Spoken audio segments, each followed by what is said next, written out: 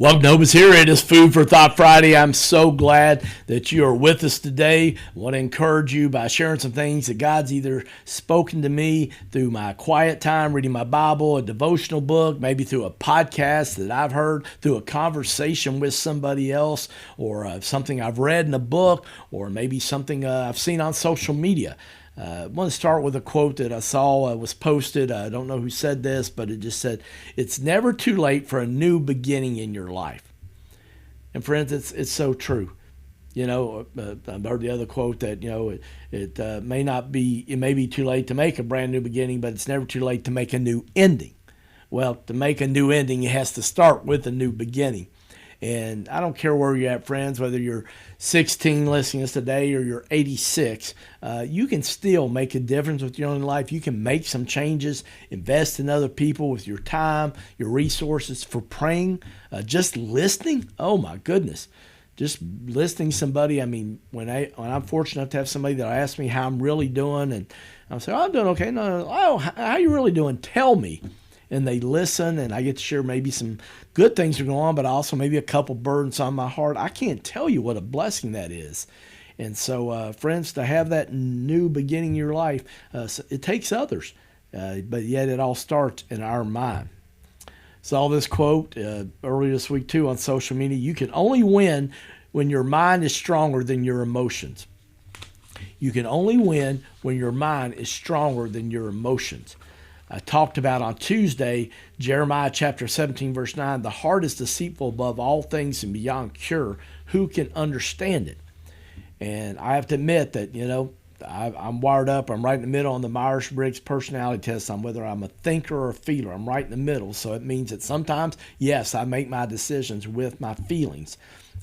Thankfully, I do use my mind quite often and the thinker part, but for a man, I'm more emotional and sensitive than a lot of guys, and I used to hate that, but then God called me into my ministry in my mid-30s, and so it's been a good combination between that thinker and feeler, but I have to be careful about giving into my emotions and not making sure that my mind is being strong.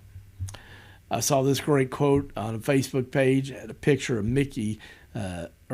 Pinocchio. He's got his hand up. It says, "Your future needs you, not your past." I love that quote. Your future needs you, not your past. Yet the enemy wants to keep us in the past, especially with mistakes and failures. And friends, we just can't go there. We need to realize that your future needs you, and it's not your past. And that you can be assured that God will make a way when there seems to be no way. And you know what? We get a fresh start every 24 hours. And just be reminded that your future needs you, not your past. This is by Socrates, which I don't think I've ever quoted him on Hope is Here before. But the philosopher said, those who are hardest to love, they actually need it the most. And I remember Wayne Smith saying many years ago, if somebody's acting ugly on the outside, it's because they're hurting on the inside. And I'm so thankful, friends, to know that, God's loved me sometimes when I'm hard to love. And as the old saying goes, sometimes there's too much smoke for such a small fire when somebody's just getting really worked up over something that really is not that big a deal. Yeah, it's a little irritating, disappointing, frustration, but I've had to learn to, kind of let them say their piece and then let it cool down. And just know that God can make a way when there seems to be no way. I like this in the presence of Jesus. I believe might even be in the first part of the book before the daily devotional start. If you're looking for a great devotional book to read this winter or looking for a great birthday or Christmas gift, I highly recommend In the Presence of Jesus.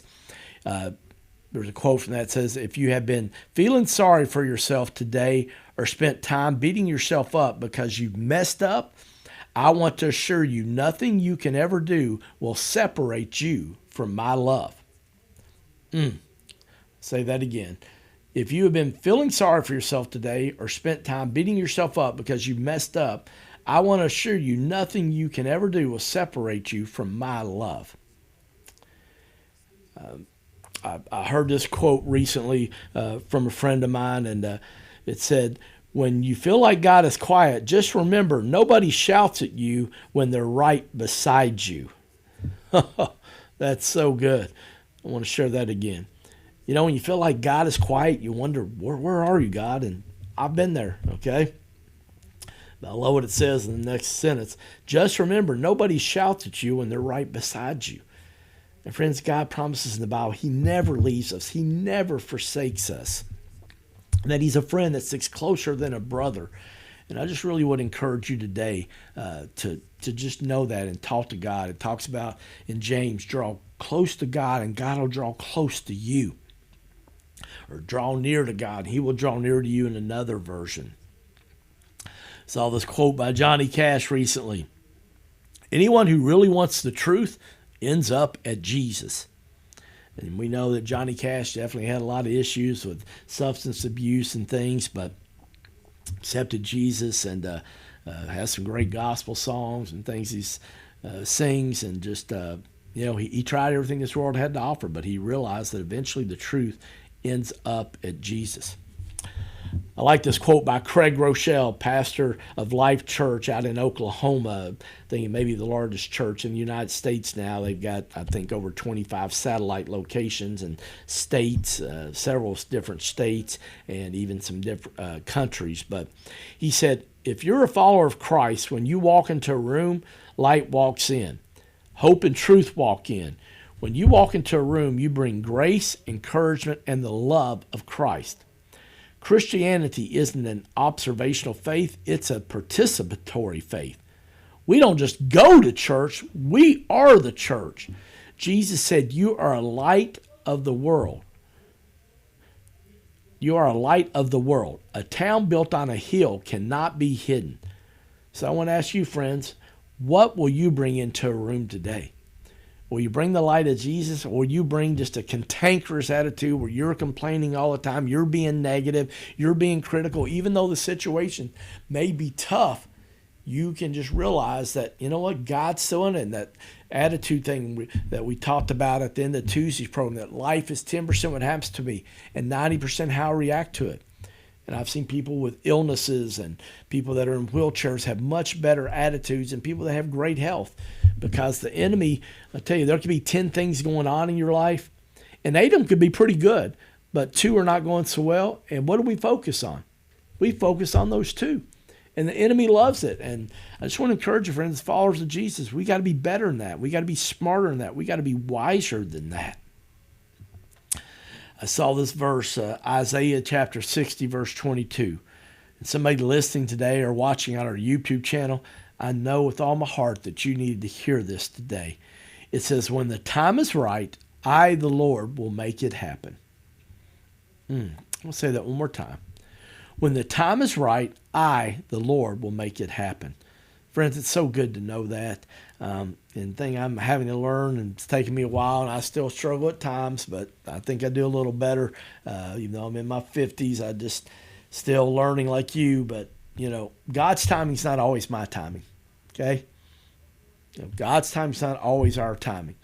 But as a friend of mine, Charles Cunningham, who is assistant basketball coach at Western Kentucky University with me back many years ago, but just a great, great man, he said, you know what, Greg?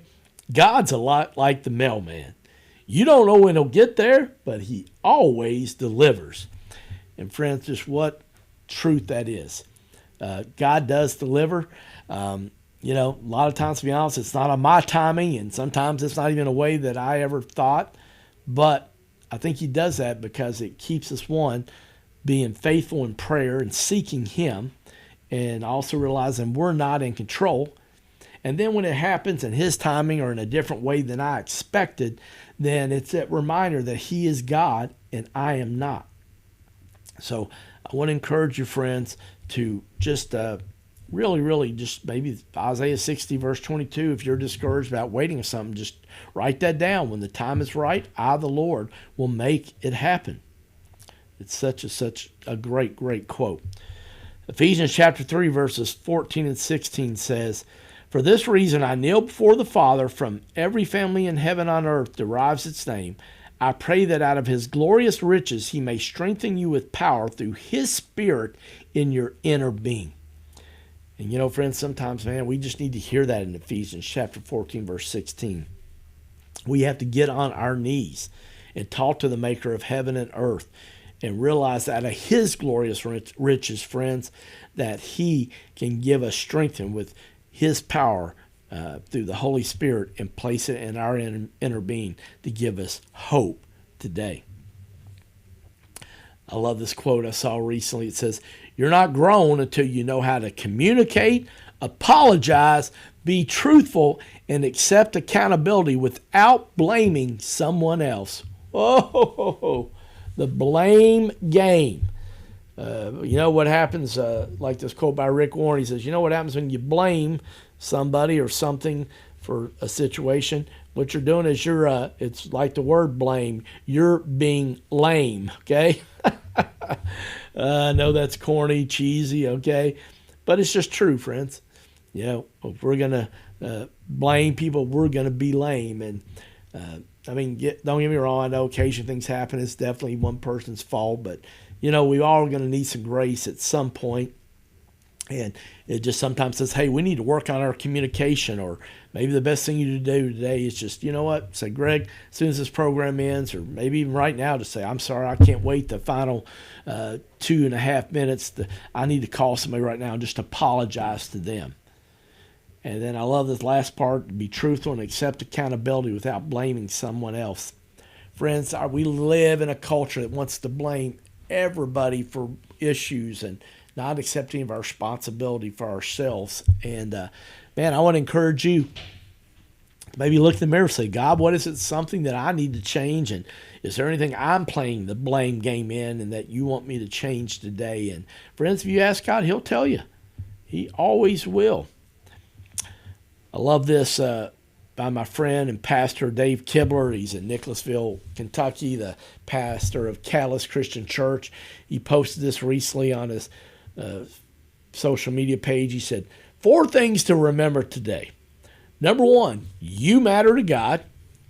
Number 2, no crisis lasts forever. Number 3, there is always hope. I love that one.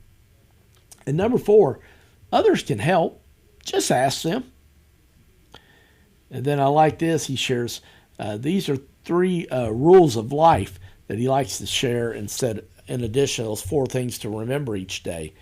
Number 1, in the first 3 rules of life, simply keep showing up. Simply keep showing up. Friends, I love that, and I believe with all my heart. I don't know who said it. I heard it many years ago, but, half the battle in life is just showing up. And the enemy wants to discourage you, to steal and kill your hopes and dreams.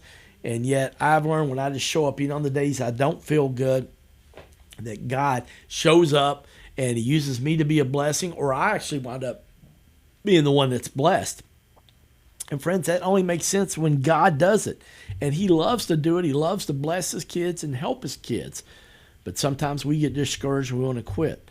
The second thing he said, that's a rule of life, is just to simply keep doing what's right. Simply keep doing what is right.